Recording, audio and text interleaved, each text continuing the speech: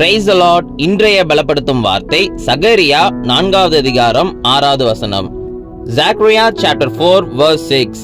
பலத்தினாலும் அல்ல பராக்கிரமத்தினாலும் அல்ல என்னுடைய ஆவியினாலேயே ஆகும் என்று சேனைகளின் கர்த்தர் சொல்லுகிறார். Not by might nor by power but by my spirit says the Lord Almighty. ஹல்லேலூயா. இன்றைக்கு அநேக கிறிஸ்தவங்க சில காரியங்களுக்கு ஆண்டவர்கிட்ட உதவி கேட்பாங்க. ஆனா சில காரியங்கள் அவங்க என்ன செய்வாங்க அப்படின்னா, எனக்கு நல்ல டேலண்ட் இருக்கு, எனக்கு நல்ல ஸ்ட்ரென்த் இருக்கு, என்னால இதை செய்ய முடியும் அப்படின்னு சொல்லி அவங்களாவே நிறைய காரியங்கள்ல செயல்படுத்துகிறத நம்மளால பார்க்க முடியும். அதனால சில காரியங்கள்ல தோல்விகளை சந்திக்கிறாங்க, சில காரியங்கள்ல ஏமாற்றங்களை சந்திக்கிறாங்க, சில காரியங்கள்ல நஷ்டங்களை சந்திக்கிறாங்க. இன்றைக்கு கர்த்தர் சொல்லுகிறார், பலத்தினாலும் அல்ல பராக்கிரமத்தினாலும் அல்ல என்னுடைய ஆவியினாலேயே ஆகும் என்று சேனைகளின் கர்த்தர் சொல்லுகிறார். அப்போ ஒரு காரியத்தை புரிந்து கொள்ளுங்க, தேவனாகிய கர்த்தர் பரிசுத்த ஆவியானவராக இருக்கிறார். அவருடைய கிருபையினால, அவருடைய பலத்தினால, அவர் கொடுக்கிற கைடன்ஸ் மூலமாக தான் ஒவ்வொரு காரியங்களும் வாய்க்கும் என்று நம்ம புரிந்து கொள்ள வேண்டும்.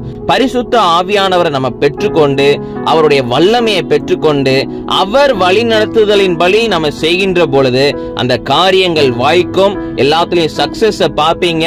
எல்லா காரியத்திலையும் ஆண்டவர் ஒரு பெரிய ஆசீர்வாதத்தை தருவார். அப்போ இந்த நாள்ல உங்களை விட்டு கொடுங்க. பரிசுத்த ஆவியானவரே, நீங்க எனக்குள்ள ஆளுகை செய்யுங்கப்பா, நீங்க சொல்றபடி நான் செய்யறேன்னு சொல்லி விட்டு கொடுத்து அதன்படி கீழ்ப்படிந்து செய்யுங்க.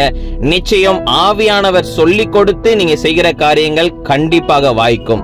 நம்ம எல்லாரும் கண்களை மூடி ஜெபிக்கலாம். எங்களை நேசிக்கிற நல்ல தகப்பனே, ஏசப்பா இந்த நல்ல பிள்ளைங்க ஆண்டவரே, ஏசப்பா பரிசுத்த ஆவியானவருடைய கைடன்ஸ் எதிர்பார்த்து ஜெபிக்கிறாங்க.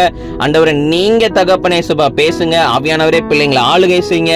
நீங்க பிள்ளைங்களுக்கு கற்றுக் கொடுங்க, வழி நடத்துங்க. இயேசுவின் மூலம் ஜெபிக்கிறோம் எங்கள் ஜீவனுள்ள நல்ல பிதாவே. ஆமேன், ஆமேன், ஆமேன்.